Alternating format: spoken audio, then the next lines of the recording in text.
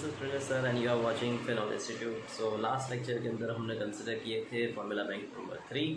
आज हम कंसिडर करेंगे उसकी बेसिस के ऊपर numericals. So let's see the numericals.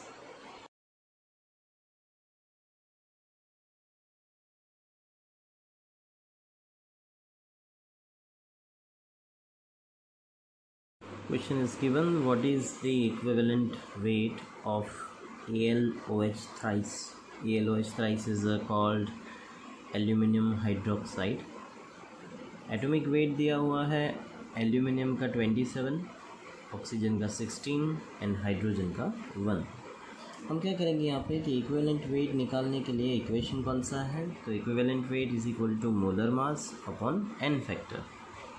अब हमको पता है कि AlOH थ्राइस है, तो AlOH थ्राइस का एन फैक्टर कितना है, तो एन फैक्टर है 3। हमको क्या चाहिए, उसका मोलर मास चाहिए। मोलर मास निकालते हैं। Molar mass is equal to Al plus 3 into oxygen plus 3 into hydrogen. कई स्टूडेंट्स को ऐसे होता है कि ये जो 3 है वो सिर्फ H के लिए है, तो ब्रैकेट किया ही नहीं होता। ब्रैकेट में है, इसका मतलब ये है कि OH plus OH plus OH, मतलब कि OH 3 टाइम्स है, मतलब 3 oxygen and 3 hydrogen. Mass of aluminium is 27 plus हम करेंगे 3 इंटू 16 प्लस हम करेंगे 3 इंटू 1 किसका, हाइड्रोजन का। सॉल्व करेंगे इसको तो आंसर आएगा आपका 78 ग्राम पर मोल। अब हम क्या करेंगे, तो इक्विवेलेंट मास निकालना है, इक्विवेलेंट वेट निकालना है। तो equivalent weight is equal to what, molar mass. Molar mass मतलब मॉलिक्यूलर मास या फिर molecular weight upon n factor. Molar mass कितना निकला अपना 78 और एन फैक्टर कितना है 3। वो पता ना कैसे आया, तो लास्ट लेक्चर के अंदर फॉर्मूला बैंक के अंदर बताया था कि OH जितने हैं उतने उसके एन फैक्टर, तो यहाँ पे डालेंगे हम 3। सो आंसर आ जाएगा 26 ग्राम पर मोल भी लिख सकते हैं। Again I explain what is the equivalent weight of AlOH thrice. Aluminium का आपको इक्विवेलेंट वेट निकालना है, इसके लिए मोलर मास चाहिए एंड मोलर मास आया 78। सो डिवाइडेड बाय क्या करेंगे, उसका एन फैक्टर करेंगे। N factor is 3, so it is 26।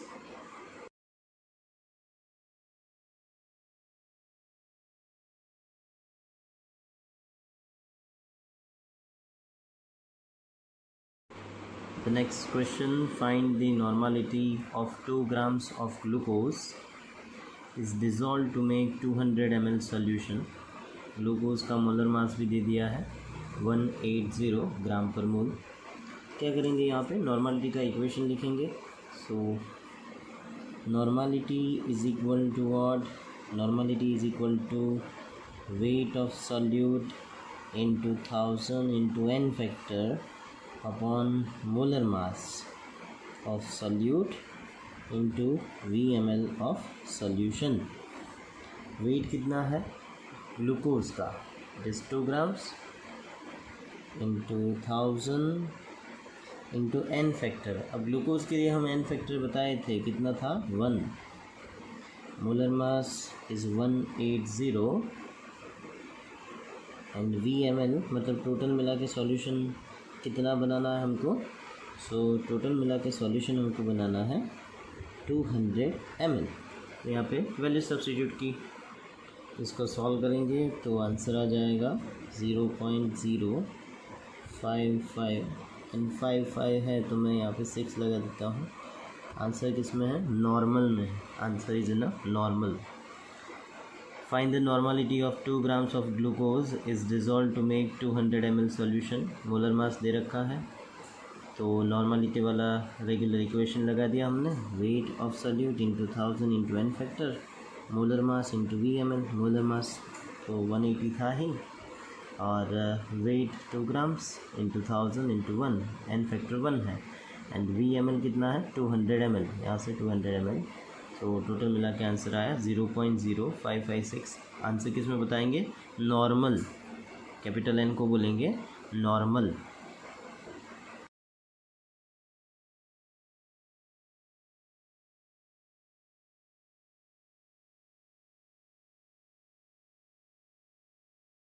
Find normality of 2% W/V, मतलब weight by volume, solution of H2SO4। पहले तो मीनिंग निकालना पड़ेगा कि मीनिंग क्या होता है 2% W/V का। अब आपको आना चाहिए। सेम ऐसा ही न्यूमेरिकल हमने मोलारिटी में भी काउंट किया है। सो 2% W/V का मतलब क्या होता है कि 2 ग्राम ऑफ सॉल्यूट, सॉल्यूट क्या है? H2SO4 है, इन 100 ml सॉल्यूशन। ओके, ये उसका मीनिंग होता है कि 2 ग्राम जितना हमने सॉल्यूट लिया है और हमने इसको डिज़ोल्व किया है 100 ml। 100 ml कैसे पता चला? क्योंकि परसेंटेज है, तो परसेंटेज है तो परसेंटेज मतलब 100 ml में 2 ग्राम हमने डिज़ोल्व किया है, मतलब वेट ऑफ सॉल्यूट हमको मिल गया 2 gram and volume of solution is 100 ml। उसका हमें नॉर्मलिटी निकालना है। So normality is equal to weight into 1000 into n factor upon क्या करेंगे? Molar mass into VmL। अब वेट कितना है? तो वेट 2 ग्राम्स इंटू हम मल्टीप्लाई करेंगे 1000 से। n फैक्टर कितना H2SO4 के लिए? तो n फैक्टर का लिस्ट में से हमको पता चलेगा। लास्ट लेक्चर आप देख लो अगर पता नहीं है तो, क्योंकि फार्मूला बैंक तो लर्न करनी होगी। तो उसके अंदर बताया है कि H2SO4 का n factor 2, molar mass is given that is 98, you can C 98, and VmL is 100 ml। इसको हम सॉल्व करेंगे तो आंसर आएगा 0.4081 नॉर्मल। आंसर किस में आएगा? Normal. Again I explain 2% W/V मतलब कि वेट बाय वॉल्यूम सॉल्यूशन दिया हुआ है। इसका मतलब क्या है? इसका मतलब है that 2 gram of solute is dissolved in, मतलब 2 gram solute in 100 ml solution. तो weight into 1000 into n factor upon molar mass into VmL। Normality की formula weight it is 2 gram, substitute किया 1000, n फैक्टर H2SO4 के लिए 2। ये कहाँ से आया? तो H2SO4 का n फैक्टर 2 है। मैंने लास्ट लेक्चर के अंदर बताया था आपको कि जितने OH ग्रुप्स होते हैं इसके स्ट्रक्चर के अंदर OH ग्रुप 2 है, तो 2H+ ये रिलीज़ कर सकता है। तो n factor is 2, molar mass is 98 into 100, solution आया 0.4081 नॉर्मल।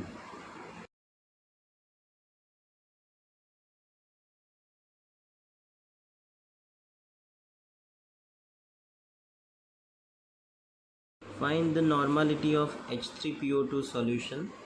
सो H3PO2 इसका n फैक्टर हमको पता होना चाहिए क्योंकि उसकी मोलारिटी दी है। You can see molarity.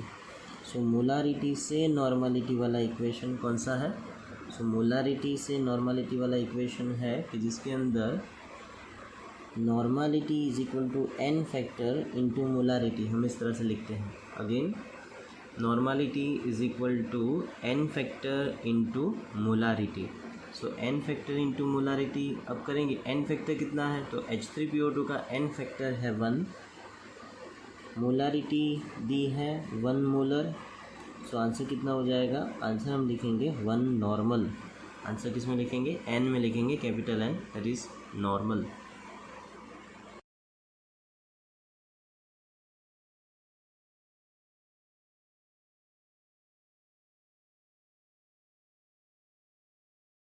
Next question is 2 normal. मैं पढ़ देता हूँ, थोड़ा प्रिंटिंग में प्रॉब्लम है यहाँ पे। 2 normal 500 ml solution of HCl solution is mixed with X normal 300 ml solution of HNO3.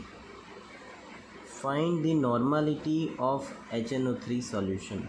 Again, 2 normal 500 ml solution of HCl solution is mixed with X normal 300 ml solution of HNO3 nitric acid. Find the normality of HNO3 solution. मतलब यहाँ पे देखिए आप तो क्या दिया है, तो हम एक नॉर्मलिटी लिखते हैं कि 2 नॉर्मल दी है, राइट। हम इसे N1 नोट डाउन करते हैं। उसका भी वॉल्यूम दिया है, वॉल्यूम इज़ 500 ml। देन दूसरी नॉर्मलिटी हमको फाइंड करनी है, मतलब N2 फाइंड करना है, and V2 is given that is 300 ml। ये तो आसान फॉर्मूला हो गया कि क्या लगाएंगे, N1V1 इक्वल्स टू N2V2, जहाँ पे N1V1 रहेगा HCl का और N2V2 रहेगा HNO3 का। अब इक्वेशन के अंदर वैल्यू सब्स्टिट्यूट करें, 2 V1 है 500 N2 into V2 is 300, therefore N2 is equal to 2 into 500 upon 300।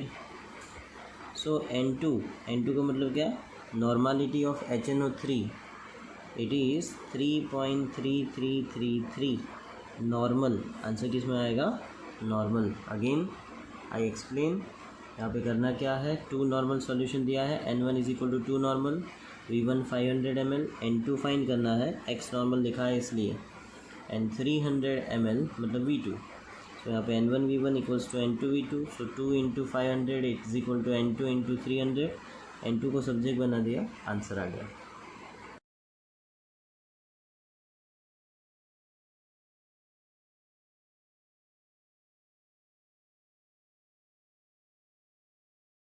Find the equivalent weight of H2SO4। मतलब क्या करना है हमको कि H2SO4 का मॉलिक्यूलर मास पहले तो पता होना चाहिए, वो भी दे रखा है यहाँ पे। So equivalent weight is equal to molar mass upon n factor. So molar mass is what, molar mass is 98, n factor है 2 कैसे, बिकॉज H2SO4 के अंदर 2H प्लस है, लास्ट लेक्चर के अंदर समझाया था, आगे भी आ चुका। देन आंसर आएगा 49 ग्राम पर मोल।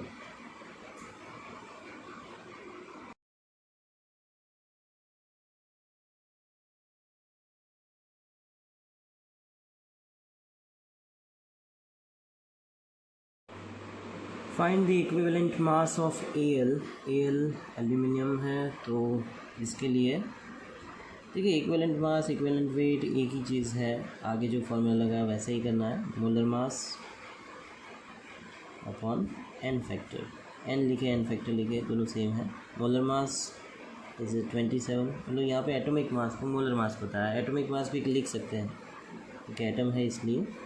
सो 27 और n फैक्टर, तो मैंने आपको बताया था कि एल्यूमिनियम का n factor is 3 as it is of 13th group. Modern periodic table के अंदर वो 13th ग्रुप के अंदर आता है। सो 13 माइनस 10, राइट। सो 13, 14, 15, 16, 17 इन सभी के लिए आपको n फैक्टर निकालना है। तो आउटर मोस्ट इलेक्ट्रॉन होंगे वो -10 करके आंसर आएंगे, मतलब कि अगर कार्बन के आउटर मोस्ट इलेक्ट्रॉन निकालना है, carbon is of 14th group, so 14 minus 10, so answer is 4, right. अब वैलेंसी की बात करते हैं, तो वैलेंसी 13th ग्रुप की 3, 14th ग्रुप की +4 हो सकती है, +2 हो सकती है, 15th ग्रुप की -3 हो सकती है, +5 जितनी जा सकती है। ये सभी चीज़ आपको आगे जब हम कंसिडर करेंगे चैप्टर्स, तब S block P block chapters है पूरे, उसके अंदर हम डिटेल में समझेंगे ही। लेकिन अभी के लिए तो सिर्फ आप याद रखें कि aluminium is having valency is 3, so ultimately it is 9 gram per mole.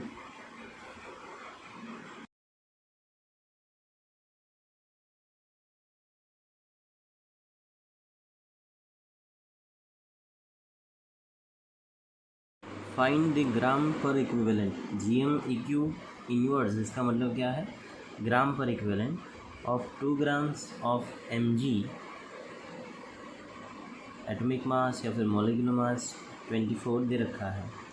अब हम क्या करेंगे, यहाँ पे एक ग्राम पर इक्विवेलेंट का इक्वेशन लगाएंगे। सो ग्राम पर equivalent is equal to, equation क्या है, वेट ऑफ सल्यूट, मतलब कि जो वेट दिया है वो into N factor, right. Upon क्या करेंगे हम, सो अपॉन एटॉमिक मास, अब एटम है तो एटॉमिक मास लिखेंगे, मॉलिक्यूल होता तो molecular mass. Weight is 2 grams, so 2 n factor, mg is of second group, तो सेकेंड ग्रुप का n factor is 2, BEMgCa SrBa RA, तो इन सभी के लिए हम 2 ऐड करेंगे, यहाँ पे सब्स्टिट्यूट किया values, and it is 24, so 24 is the atomic mass, so answer is 0.1667, it is a gram per equivalent, answer इसमें ही आएगा। Okay, so again I explain, find the gram पर इक्विवेलेंट फाइंड करने हैं, अकॉर्डिंग टू इक्वेशन ही जाएंगे, weight into N factor upon atomic mass, molecule होता तो molecular mass, mg is an element, element का atomic mass is already given, is 24, right, value substitute की, then answer is 0.1667 gram पर equivalent.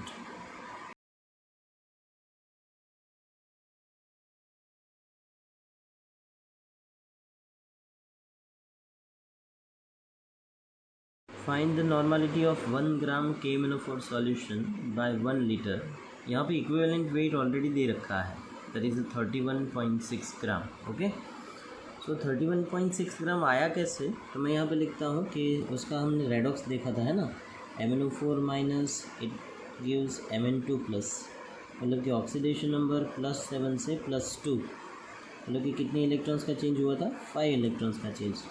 तो equivalent weight is equal to molar mass upon n factor, so n यहाँ पे लेंगे 5, KMnO4 का molar mass, ये तो इक्विवेलेंट मास मतलब आंसर दे रखा है। ओके, लेकिन मैं आपको समझा रहा हूँ कि आंसर कैसे आया, 31.6 आंसर कैसे आया, तो मोलर मास है 158, सो 158 बाई 5, तो आंसर आएगा 31.6, it is in a gram per मोल। तो इस तरह से आता है 31.6। अगर आपको नहीं दिया है इक्विवेलेंट वेट तो इस तरह से आइडेंटिफाई कर सकते हैं। अगर कुछ नहीं दिया है, जैसे कि यहाँ पे कोई मीडियम नहीं दिया है, तो एसिडिक मीडियम मान के ये रिएक्शन लिखेंगे। लेकिन इस इक्वेशन के अंदर, इस क्वेश्चन के अंदर तो इक्विवेलेंट वेट ऑलरेडी मेंशन है, तो फिर कौन सा फार्मूला लगाएंगे, तो फार्मूला यहाँ पे लगाएंगे answer, this is just for understanding. Okay, answer तो यहाँ से स्टार्ट होता है, normality is equal to weight into 1000 upon हम क्या करेंगे, इक्विवेलेंट वेट, है ना, इंटू VmL, ये भी तो एक फार्मूला है। वेट कितना लेंगे, कितना ग्राम लिया है, 1 ग्राम, देन 1 इंटू 1000, इक्विवेलेंट वेट 31.6, या फिर यहाँ से ना देखो तो यहाँ से देखो 31.6, और VmL मतलब 1 लीटर है, 1 लीटर मतलब 1000 ml, सो आंसर आएगा अपना 0.03164, it is in a normal. मतलब आपको आंसर इतना ही याद रखना है। लेकिन अगर आपको मोलर मास दिया है, KMnO4 का मोलर मास 158 दिया है, और नॉर्मलिटी आइडेंटिफाई करने को पूछे, कि फाइंड करने को पूछे, तो कैसे करेंगे, तो इस तरह से करेंगे, तो फिर हमको पूरा ये लिखना पड़ेगा। Okay, so equivalent wait is 31.6, इस तरह से आता है, and wait into 1000 upon equivalent weight into VmL, मतलब 1 into 1000 upon 31.6, that is already given, into 1000, so answer आया 0.03164।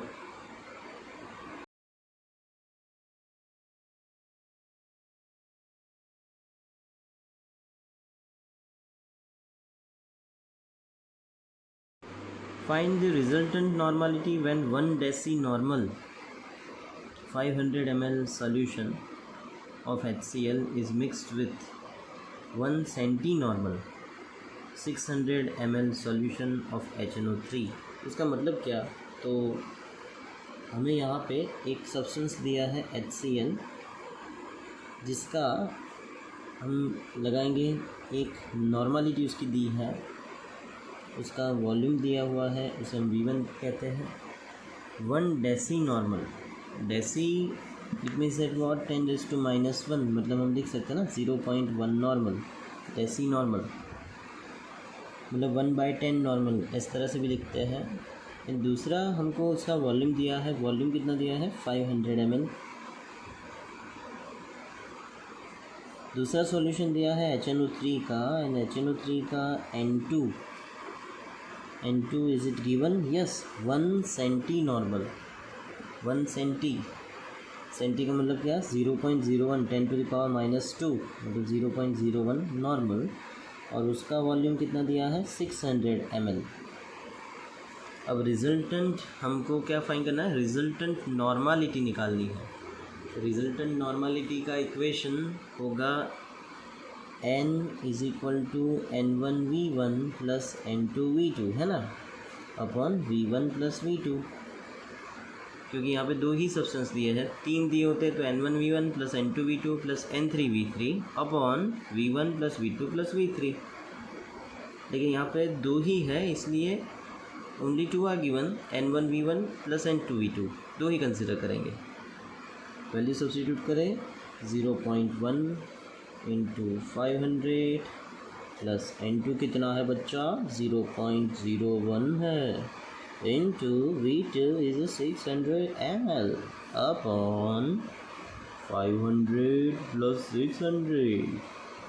तो इस तरह से आंसर अपना कितना आएगा, सो 50 प्लस 0.01 × 600 मतलब 6, और इन दोनों का एडिशन करेंगे 1100, total answer it will be 0.0509। Answer is in a normal, answer किस में लिखेंगे normal. So again find the resultant normality when 1 डेसीनॉर्मल 500 ml solution of HCl is mixed with 1 centinormal 600 ml solution, and 1 लिखेंगे decinormal, V1 500 ml, N2 0.01 centinormal, V2 600 ml। Value substitute करेंगे and you will get the answer 0.0509 normal.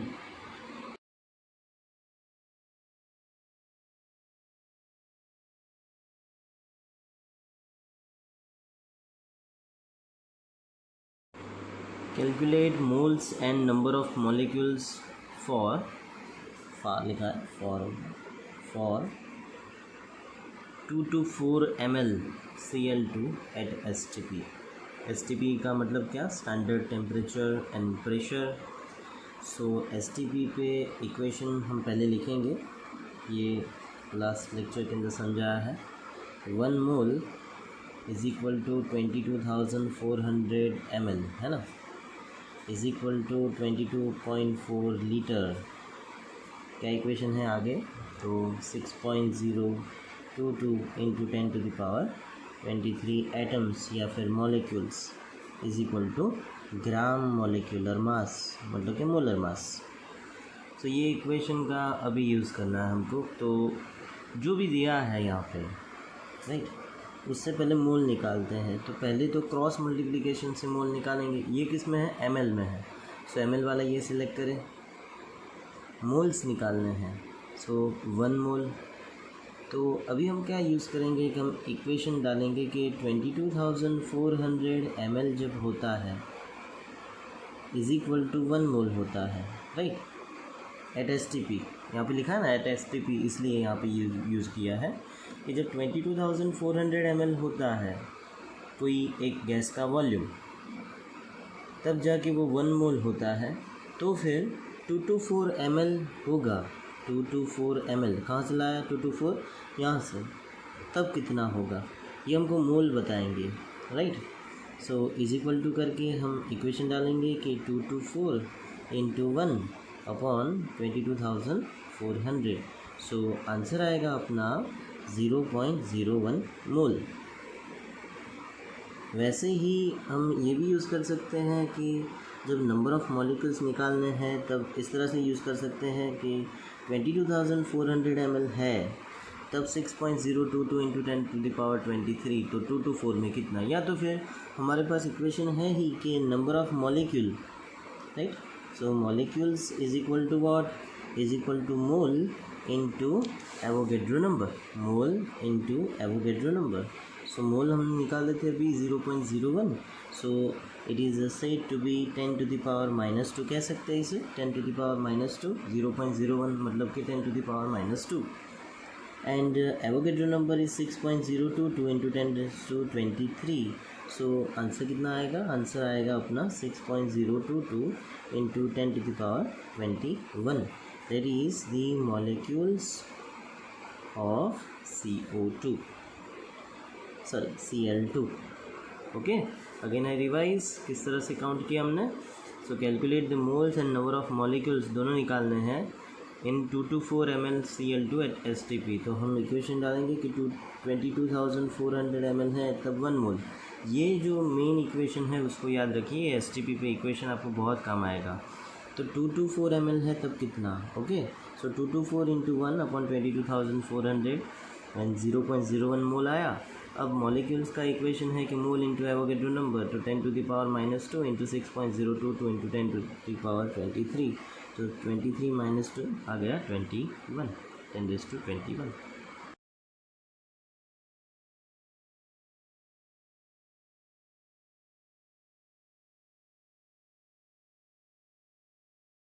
Numerical number 65 के जैसा ही एक और numerical के जिसके अंदर बताया है आपको काउंट करना है, calculate the moles and number of molecules for 0.112 litre CO2 at STP.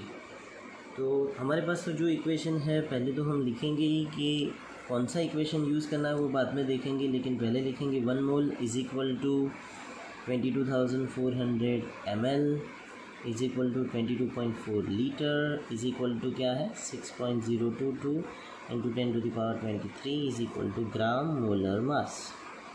अब क्या करना है हमें कि यहाँ पे जो चीज़ हमको चाहिए वो लिखनी है, जैसे आगे वाले न्यूमेरिकल में किया वैसे ही सेम. अब यहाँ पे मोल्स निकालना है, मतलब मोल, एंड मॉलिक्यूल्स निकालना है, मतलब मॉलिक्यूल्स, ये रहा मॉलिक्यूल्स, और दिया क्या है लीटर दिया हुआ है, मतलब ये भी यूज़ करेंगे. तो क्रॉस मल्टीप्लिकेशन में लिखेंगे कि 22.4 लीटर है तब 1 मोल. देखिए जो आपको फाइंड करनी है वो यहाँ पे लिखे, जो दिया है वो यहाँ पे लिखे, ओके. जो गिवन है वो यहाँ पे लिखेंगे. सो इट इज़ गिवन, तो आप बोलेंगे सर 0.112 लीटर दिया है. मैं वही बात कर रहा हूँ कि 22.4 लीटर, राइट. वो लीटर के नीचे एग्जैक्ट लीटर आना चाहिए ताकि क्या है कि इक्वेशन अच्छी तरह से बैठे. 22.4 लीटर इज इक्वल टू 1 मोल है, राइट. तो हमें इन दोनों का रेशियो निकाल के हमारे पास जितने हैं उसमें कितने वो निकालने हैं. सो 0.112 लीटर में कितने मोल्स, ओके. सो आप काउंट करेंगे तो आंसर आएगा 0.005 मोल्स. अब क्या, तो अब नंबर ऑफ़ मॉलिक्यूल्स निकालने हैं. तो आगे जैसे किया है वैसे ही कि मॉलिक्यूल का इक्वेशन डालेंगे कि molecule is equal to molecule या फिर molecules is equal to mole into Na. Mole मतलब कितना 0.005, ओके. Na क्या है 6.022 इंटू 10⁻23 है. अब कैलकुलेशन करेंगे. सो कैलकुलेशन इन दोनों का मल्टीप्लिकेशन आपका आएगा 0.03011 इंटू 10⁻23. तो अब हम स्टैंडर्ड फॉर्म में लिखते हैं इसको, तो 3.011 इंटू 10⁻21 ये होंगे molecules, okay. Molecules of what, of CO2. सो इस तरह से आंसर आएगा 1 mole is equal to 22,400, 22.4 litre. हमें जो चाहिए वो यहाँ पे लिखेंगे, जो दिया है जो गिवन है वो यहाँ पे डालें और इन दोनों का रेशियो निकालें, ओके. सो मानो कि आपको 0.112 लीटर दिया है, आपको मोल निकालने हैं, तो इन दोनों का रेशियो ऊपर जो इनका और इनका इक्वेशन है वो बैठेगा, and then after you will find moles. Moles से फिर मॉलिक्यूल्स हमको मिल जाएंगे.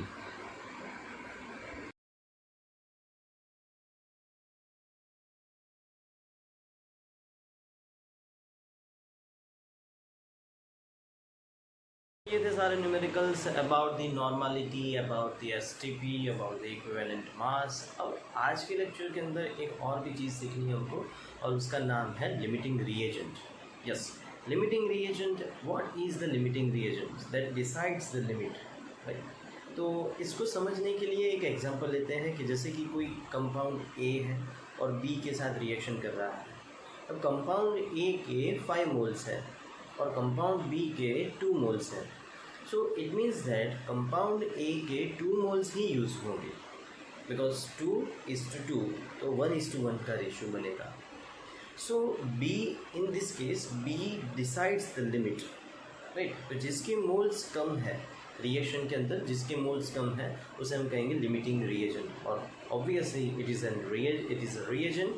सो ये रिएजेंट आपको किस तरह से आइडेंटिफाई करना होगा और ये क्या कहना चाहता है, न्यूमेरिकल्स से बहुत अच्छी तरह से समझेंगे। So let's see the numericals. In burning reaction of 3.6 gram of benzene in presence of 30 gram of O2 will produce dash ml of CO2। देखिए ये जो न्यूमेरिकल है वो लिमिटिंग रिएजेंट का हुआ। अब हमको पता कैसे चलेगा कि ये न्यूमेरिकल लिमिटिंग रिएजेंट का है? तो कोई भी रिएक्शन होता है जब, और उसके अंदर 2 रिएजेंट्स दिए हैं, ओके? जैसे यहाँ पे बर्निंग रिएक्शन किया है, बेंजीन एक रिएजेंट है, मतलब एरो से पहले वाले, उसके कुछ ग्राम्स दिए हैं। इन प्रेजेंस ऑफ O2 ये भी एक रिएजेंट है, उसके कुछ ग्राम्स दिए हैं। मतलब जब कभी भी 2 अलग अलग रिएजेंट्स दिए हैं और उनसे कोई रिएक्शन करके एक प्रोडक्ट निकालनी है, तो यहाँ पे बात होती है लिमिटिंग रिएजेंट की, राइट? जैसे मैं आपको समझाता हूँ कि मानो कि कोई एक A है और B है, उससे प्रोड्यूस होकर C बनता है। A and B are reagents, C is a product. A जो है उसका 1 मोल है, B जो है उसका 0.5 मोल है, ओके? मतलब कि अगर हम कंसिडर करें तो ज़्यादा प्रपोर्शन किसका होगा? ऑब्वियसली A का, because it is available. B is 0.5 मोल। अब B जो है वो लेस प्रपोर्शन में है। इसका मतलब क्या हुआ कि B के 0.5 मोल्स A के 0.5 मोल्स से ही रिएक्शन कर पाएंगे, तो बाकी बचे moles 0.5 moles of A will remain as it is, वो ऐसे के वैसे ही रह जाएंगे। तो आंसर अपना कितना आएगा? आंसर आएगा 0.5 मोल। रीज़न क्या है? रीज़न सिर्फ इतना है कि B के अवेलेबल मोल्स कितने थे? 0.5 मोल्स थे, और यही वजह है कि B जो है वो लिमिटिंग रिएजेंट बनेगा, जो लिमिट डिसाइड करता है। Reagent which decides the limit and which is in a less proportion is called limiting reagent। मतलब B 0.5 मोल्स ही अवेलेबल है, A तो बहुत ज़्यादा अवेलेबल है। जो ज़्यादा प्रोपोर्शन में है उसके ऑपोजिट वाले को, मतलब कि उसके बाजू वाले को, ये उसको हम क्या कहेंगे? Limiting reagent. ऐसे A B एंड मानो कि यहाँ पे P दिया होता, राइट? और यहाँ पे इसके 2 मोल्स अवेलेबल होते, तो भी क्या, तो भी लिमिटिंग रिएजेंट तो B ही होता। रीज़न क्या है? Because it is in a less proportion. So इस केस के अंदर तो मोल्स दिए गए हैं, राइट? ग्राम्स नहीं दिए हैं, मतलब कि कई बार ग्राम्स भी दे सकते हैं, वेट दे सकते हैं। तो ऐसे न्यूमेरिकल्स के अंदर तो मोल्स से हम डिसाइड कर सकते हैं, लेकिन ये न्यूमेरिकल हम किस तरह से सॉल्व करते हैं आप बराबर से देखिए। ऐसा एक दूसरा भी न्यूमेरिकल मैं आपको करवाऊँगा, बहुत ही इम्पॉर्टेंट न्यूमेरिकल्स होते हैं ये, और देखते हैं। यहाँ पे पहले तो बर्निंग रिएक्शन है। बर्निंग रिएक्शन की प्रोडक्ट हमेशा होगी CO2 and H2O। So benzene के जिसका फॉर्मूला होगा C6H6। वापस आपकी ओर से मुझे क्वेश्चन आएगा कि सर ये रिएक्शन हमको याद रखना है। मैं बोलूँगा हाँ बिल्कुल ही आपको याद रखना है, और नॉट ओनली फॉर बेंजीन। ऐसा कोई भी ऑर्गेनिक का कंपाउंड दिया है और उसका बर्निंग है तो ये आपको याद रखना है। उसकी टेक्निक मैं आपको सिखा देता हूँ कि किस तरह से करना है। बेंजीन की जिसका फॉर्मूला है C6H6, तो बेंजीन इज़ C6H6। अब इसके अंदर हम O2 ऐड करेंगे, क्योंकि कोई भी रिएक्शन, कोई भी बर्निंग रिएक्शन O2 की प्रेजेंस में ही होगा। और इससे बनेगा क्या, इससे बनेगा हमारा CO2 एंड H2O, राइट। अब इसको हम बैलेंस करेंगे, बैलेंसिंग आना चाहिए अब तो आपको। कि कार्बन कितने हैं, कार्बन है 6, तो यहाँ पे हम लिखेंगे 6, ओके। एंड हाइड्रोजन कितने हैं, तो हाइड्रोजन है 6, यहाँ पे ऑलरेडी 2 है, तो हम यहाँ पे 3 ऐड करेंगे तो 3 2 ज़ा 6 होगा। Hydrogen is balanced now. अब बात रही सिर्फ ऑक्सीजन की। So oxygen left hand side कितने हैं, राइट हैंड साइड कितने हैं, तो लेफ्ट हैंड साइड हम देखें it is only 2, right hand side 6 2 ज़ा, ओके, 6 2 ज़ा 12, और ये 3 इस ऑक्सीजन को भी लगेगा, ओके। सो 3 + 12, तो टोटल मिला के हमारे पास कितना आए, 15 आए, 15। सो बैलेंसिंग करेंगे कि वापस मैं सिखा देता हूँ कि 6 2 ज़ा 12 और यहाँ पे है 3, ओके। सो टोटल मिला के 15 ऑक्सीजन, यहाँ पे है 2। अब लिखेंगे कैसे, हम इस तरह से लिखेंगे कि 15/2, इस तरह से लिखेंगे। जब कभी भी ऑड नंबर आता है तब आप इस तरह से लिखिए, बिकॉज 2 और 2 कट जाएंगे, okay. So remaining is 15, okay. तो अगर मोल्स में लिखना है हमको, मोल्स में, तो हम किस तरह से लिखेंगे, ध्यान से देखिए। वापस मैं लिख देता हूँ, C6H6 plus 15/2 is 7.5, so it is 7.5, यहाँ पे 7.5, और बाकी क्या है, ऑक्सीजन है, मतलब कि O2, and this is 7.5, okay. So 7.5 O2 and यहाँ पे है 6 CO2 plus 3 H2O।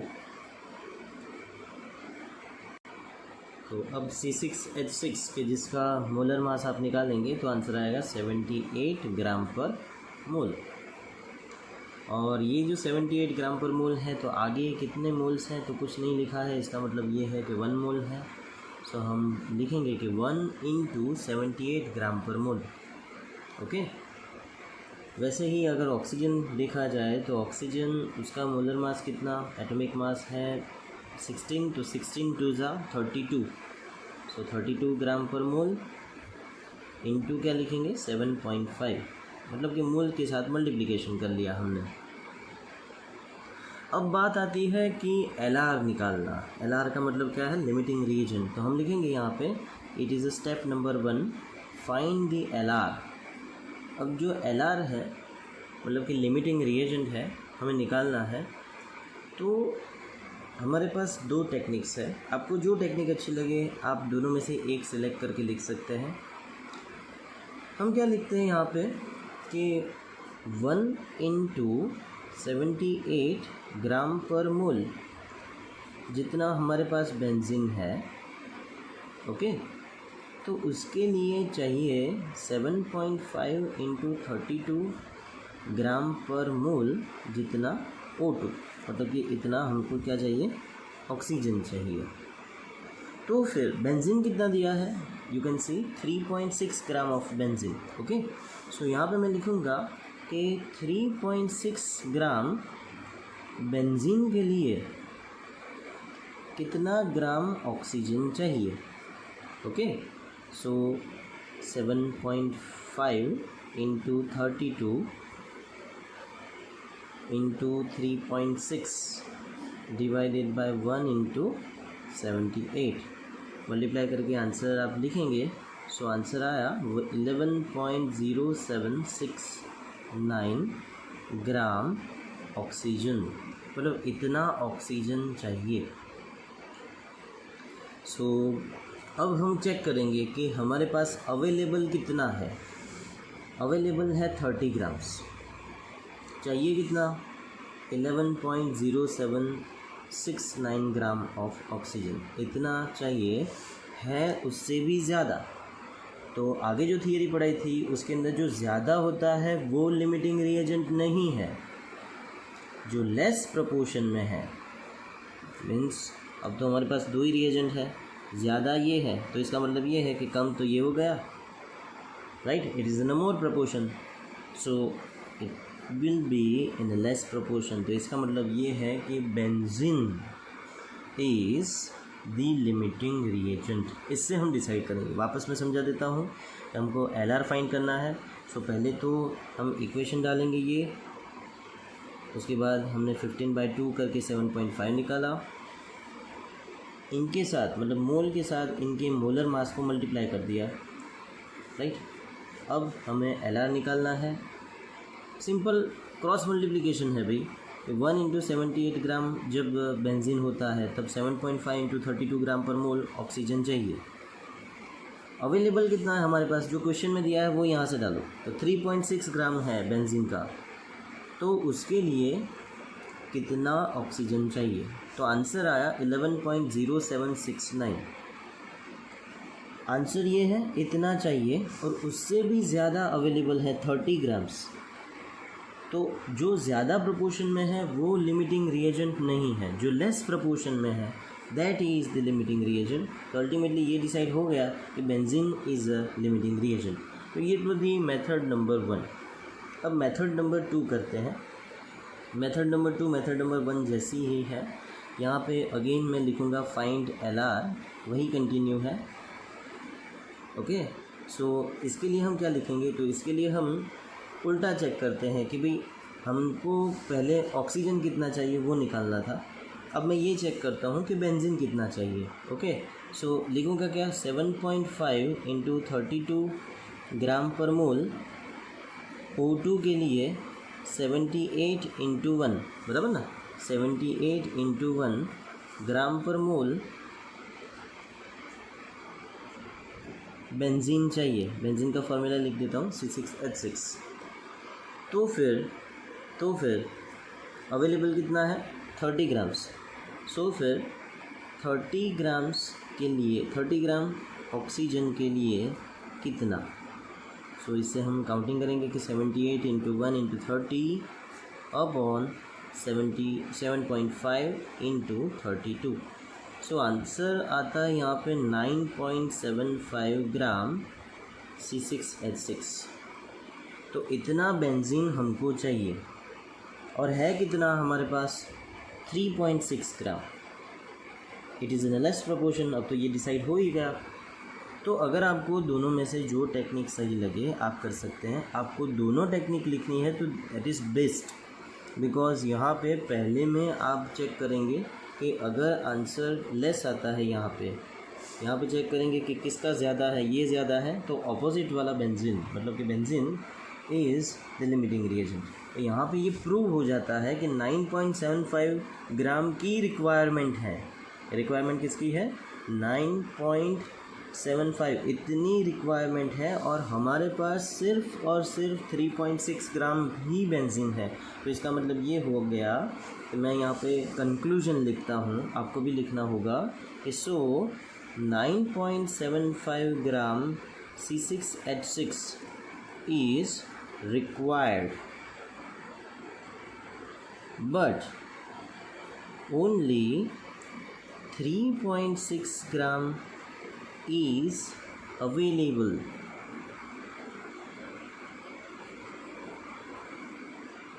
And therefore, so C6H6 is LR. LR का मतलब क्या, लिमिटिंग रिएजेंट। सो ये कंक्लूजन, मतलब कि ये ऐसे न्यूमेरिकल्स आपको 2 स्टेप के अंदर करने होंगे। पहले स्टेप के अंदर हम LR फाइंड करेंगे, और दूसरे स्टेप के अंदर हम मोल कॉन्सेप्ट लगा के जो भी हमको फाइंड करना बोला है वो लिखेंगे। अब बात आती है कि यहाँ पे C6H6 इम्पॉर्टेंट है या फिर ऑक्सीजन इम्पॉर्टेंट है। ऑब्वियसली जो LR है वही डिसाइड करता है। जैसे कि हमारे न्यूमेरिकल के अंदर 0.5 मोल जितना था, तो इन दोनों को हमने निगलेक्ट किया और आंसर इसके जितना ही आया, मतलब कि इससे आया। सो अगर हमें यहाँ पे निगलेक्ट करना होगा तो हम ऑक्सीजन को निगलेक्ट करेंगे, because oxygen is a fully available. लेकिन लिमिट डिसाइड करता है बेंजीन। सो बेंजीन से हम आंसर निकालेंगे।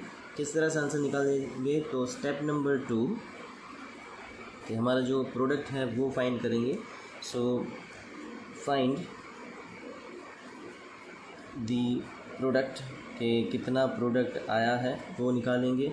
तो अब C6H6 इक्वेशन के अंदर देखिए कि C6H6 1 मोल C6H6 का 6 मोल CO2 प्रोड्यूस करता है। आप देख सकते हैं यहाँ पे 1 mole of C6H6 produces 6 moles of CO2।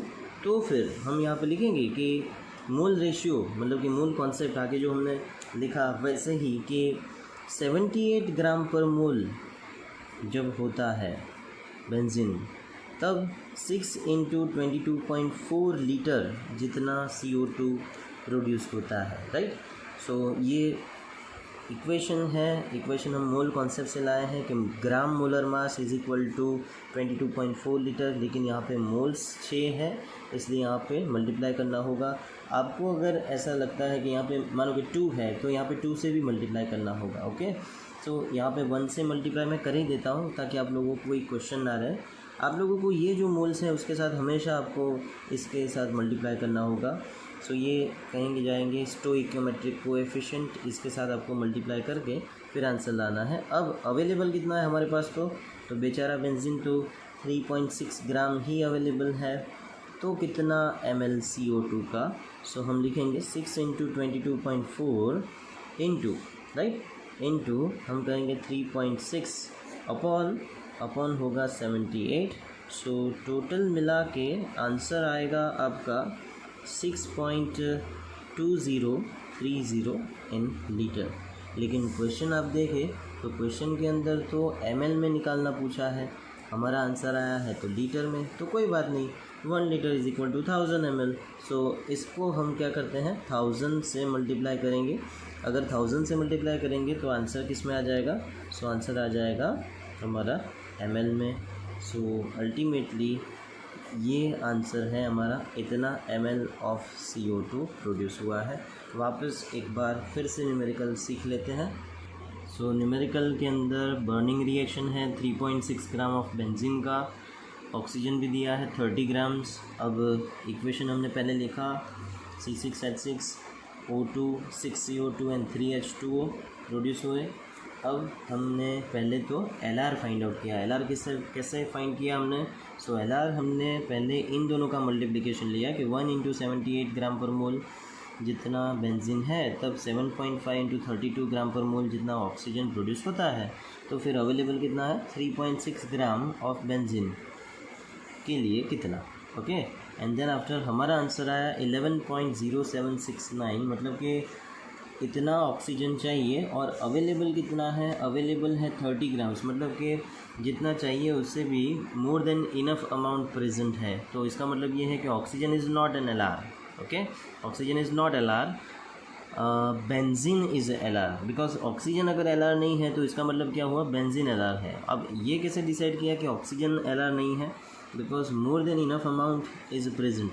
11 ग्राम जितना चाहिए 30 ग्राम अवेलेबल है, ओके। या फिर दूसरी टेक्निक से ये आइडेंटिफाई किया कि हमने जो निकाला बेंजीन इज़ LR ये सही है या गलत है। या फिर दूसरी टेक्निक से हमने देखा तो 7.5 इंटू 32 ग्राम, राइट, 32 ग्राम पर मोल जितना ऑक्सीजन है यहाँ पे, ओके। 7.5 इंटू 32 ग्राम पर मोल जितना ऑक्सीजन, उसके लिए कितनी रिक्वायरमेंट है 78 इंटू 1 ग्राम पर मोल जितने बेंजीन की रिक्वायरमेंट है। तो 30 ग्राम के लिए कितनी रहेगी, सो इससे आंसर आया 9.75, मतलब रिक्वायरमेंट इतनी है और अवेलेबल है 3.6 ग्राम। सो ये प्रूव हो गया कि बेंजीन इज़ LR। अब क्या करेंगे, सेकेंड स्टेप, ये भी बहुत इंपॉर्टेंट है सेकेंड स्टेप, क्योंकि आपका फर्स्ट स्टेप तो सही होगा कि भाई LR सही है, तो सेकेंड स्टेप अगर आपने नहीं किया तो फिर उसकी कोई मीनिंग नहीं रहेगा। सेकेंड स्टेप के अंदर हमको क्या करना है, हमको इक्वेशन पकड़ना है। देखिए ये इक्वेशन के अंदर हमको आइडेंटिफाई क्या करना है कि कितना CO2 प्रोड्यूस होता है, यू कैन से कितना ml CO2 प्रोड्यूस होता है।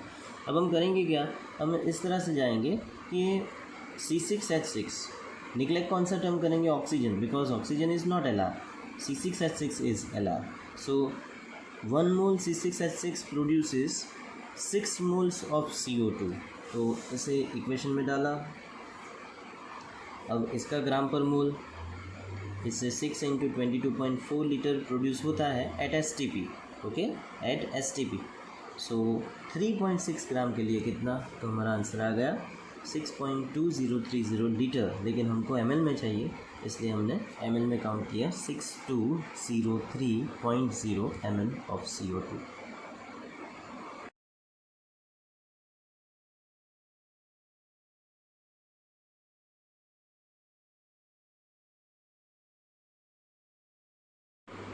Next question, N2 plus H2 to NH3, मतलब बैलेंस इक्वेशन तो नहीं है ये, एमोनियाज हेबर प्रोसेस है ये। Calculate the mass of ammonia produce if 3 × 10⁻³ मतलब कि almost 3000, right. 3000 gram N2 reacts with 1000 gram of H2। Second question भी दिया है इसी के अंदर, will any if two reactants remain unreacted? If yes, which one and what would be its mass? So ये भी हमारा लिमिटिंग रिएजेंट का ही इक्वेशन हुआ, बिकॉज यहाँ पे आप देख सकते हैं कि N2 के भी ग्राम्स दिए हैं, H2 के भी ग्राम्स दिए हैं, राइट। सो अब हम काउंट करेंगे पहले तो कि इक्वेशन लिखें पहले तो आंसर के अंदर। Equation N2 plus 3H2 it gives 2 moles of the NH3, ये इसका बैलेंस्ड इक्वेशन है, राइट। अमोनियाज हेबर प्रोसेस कहा जाएगा इस इक्वेशन को। अब लिखते हैं कि N2 जो है वो कितना हमको दिया है, 3 × 10⁻³ इसका मतलब ये है कि it is available, that is 3000 gram, okay. वैसे ही H2, राइट, वो कितना दिया है, इट इज़ 1000 ग्राम, इतना दिया है, ओके। अब हम मल्टीप्लाई करेंगे पहले तो, जैसे आगे के न्यूमेरिकल के अंदर किया, तो इसका मोलर मास इज़ 14 टू ज़ा 28, सो 28 ग्राम पर मोल, एंड यहाँ पे 3 टू ज़ा 6 × 1 ग्राम पर मोल। तो दोस्तों अब क्या करेंगे आपको पता होना चाहिए। तो first of all we will find the LR, मतलब कि लिमिटिंग रिएजेंट फाइंड करेंगे। तो चलिए लिमिटिंग रिएजेंट फाइंड करते हैं। अब यहाँ पे लिमिटिंग रिएजेंट के अंदर हम लिखते हैं कि first is find the LR। तो इसके लिए इक्वेशन डालेंगे कि 1 × 28 ग्राम पर मोल जितना जब N2 होता है, तो उसके लिए चाहिए 6 × 1 ग्राम पर मोल जितना H2 मतलब कि हाइड्रोजन चाहिए, ओके। सो अवेलेबल कितना है, N2 इज़ 3000 ग्राम। सो 3000 ग्राम के लिए 3000 ग्राम N2 के लिए कितना हाइड्रोजन चाहिए, सो इसको हम काउंट करेंगे। सो आंसर क्या आएगा, तो 6 × 3000 बराबर अपॉन 1 × 28, इसका मतलब ये है कि रिक्वायरमेंट रहेगी 642.85 ग्राम H2 चाहिए, और है कितना 1000, and therefore H2 is available in more than enough amount। अब जब मोर देन इनफ अमाउंट के अंदर जो प्रेजेंट है वो तो LR नहीं, तो उसके ऑपोजिट मतलब कि उसके सामने वाला मतलब बाजू वाला, ये N2 LR हो गया। अब सेकंड टेक्निक से हम फाइंड कर लें ऑपोजिटली कि जब 6 × 1 ग्राम पर मोल H2 होता है, तब चाहिए 1 × 28 ग्राम N2। सो फिर H2 है कितना 1000 ग्राम, 1000 ग्राम H2 के लिए कितना, सो हम लिखेंगे 1 × 28 × 1000 अपॉन 6 × 1, एंड देयरफॉर आंसर आएगा 4666 ग्राम N2, मतलब कि इतना N2 चाहिए 1000 ग्राम को रिएक्शन करवाने के लिए 4666 ग्राम N2 चाहिए, और है कितना 3000 ग्राम। तो ये प्रूव हो गया कि N2 is LR। So again समझ लेते हैं कि वाई N2 इज़ LR, कि हमको पहले फाइंड LR करना है। पहले हमने इक्वेशन डाला कि 1 × 28 ग्राम पर मोल। आपको क्या करना है, इसके साथ इसको मल्टीप्लाई करना है, मतलब कि इक्वेट करना है। तो 1 × 28 ग्राम पर मोल है N2, तब 6 × 1 है तो 3000 ग्राम। ये कहाँ से आया, यहाँ से, जो गिवन है ऑलरेडी। तो 3000 के लिए कितना, ओके। सो आप क्रॉस मल्टीप्लिकेशन करके H2 का आंसर लाएंगे।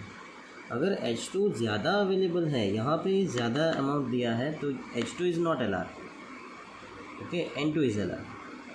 या तो फिर आप ये टेक्निक यूज़ करें कि जब 6 × 1 है तब 28 × 1 ग्राम per mole, okay, it is gram per mole N2 है अवेलेबल, इतना होना चाहिए।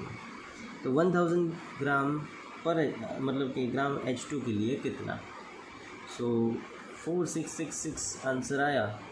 कितना N2 होना चाहिए, है कितना 3000। ये ज़्यादा है और ये कम है, तो यहाँ पे N2 इज़ LR। आपको इसके आंसर से डिसाइड करना है, इसको कंपेयर करके। जैसे H2 के लिए ज़्यादा है तो H2 is not LR, N2 इतना होना चाहिए, लेकिन यहाँ पे कम अमाउंट दिया है, तो इसका मतलब ये है कि N2 इज़ LR। अब ये बात तय हो गई कि hence it is proved that N2 is LR। हम लिख देते हैं N2 इज़ LR, मतलब कि लिमिटिंग रिएजेंट। अब हम फर्स्ट क्वेश्चन को सॉल्व करते हैं कि calculate the mass of ammonia.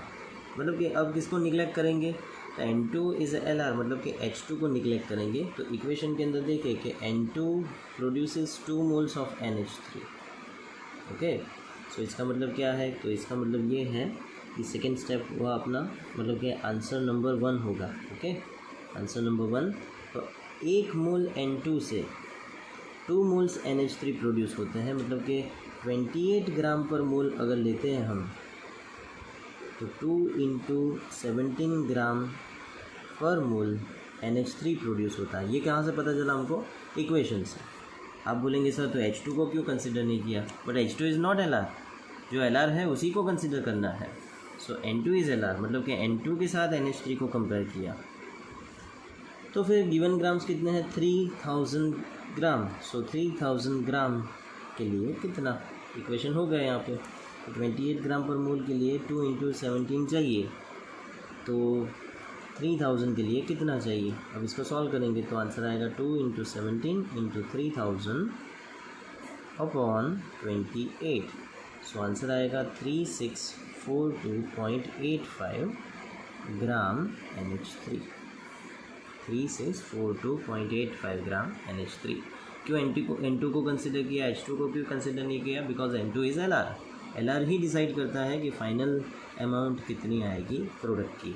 So 28 gram per मोल के लिए 2 × 17, इसका मोलर मास है 17 ग्राम पर मोल। तो 3000 ग्राम के लिए कितना, 3000 कहाँ से लाए, it is given already, okay. N2 3000 ग्राम है, तो उसके लिए कितना।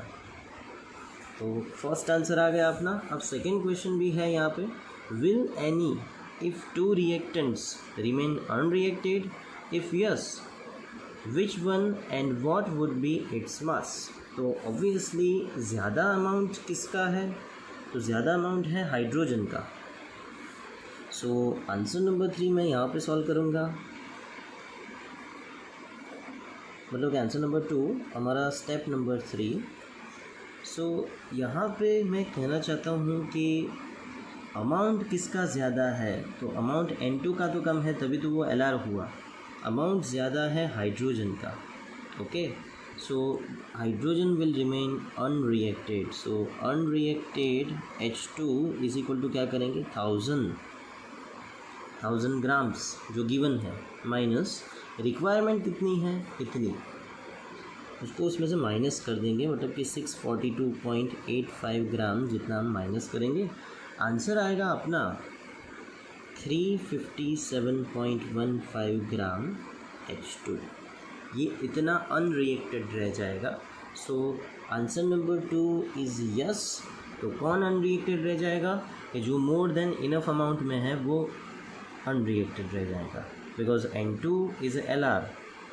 LR तो पूरा ख़त्म हो ही जाता है, तो अगर N2 is LR then we can say that H2 will remain unreacted. So 1000 minus 642.85, ये आंसर हम कहाँ से लाए, यहाँ से, कि इतनी रिक्वायरमेंट थी, इतना यूज़ हो जाएगा, तो बाकी कितना बचा, तो 357.15 ग्राम H2 will remain unreacted. Numerical को एक बार और फिर से देख ले, थोड़ा न्यूमेरिकल जो है वो पेचीदा है, आप लोग उसके ऊपर बराबर से फोकस करें। पहले हमको तो फाइंड करना है LR, N2 दिया हुआ है, H2 दिया है, हमने इक्वेशन बैलेंस करके लिखा, हमने LR निकाला, तो इतना अमाउंट चाहिए H2 का, उससे भी ज़्यादा अवेलेबल है। फिर N2 निकाला तो N2 ज़्यादा अवेलेबल होना चाहिए, लेकिन है लेस अवेलेबल, मतलब कि हमने निकाला कि N2 इज़ LR। अब N2 से इक्वेशन किया कि 2NH3 प्रोड्यूस होते हैं, तो 3000 से कितना प्रोड्यूस होगा, सो इतना प्रोड्यूस होगा।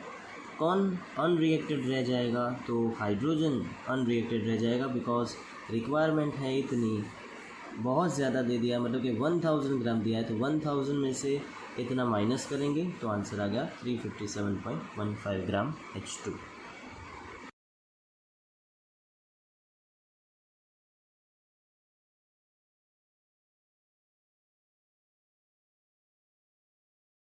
It was the limiting reagent numericals.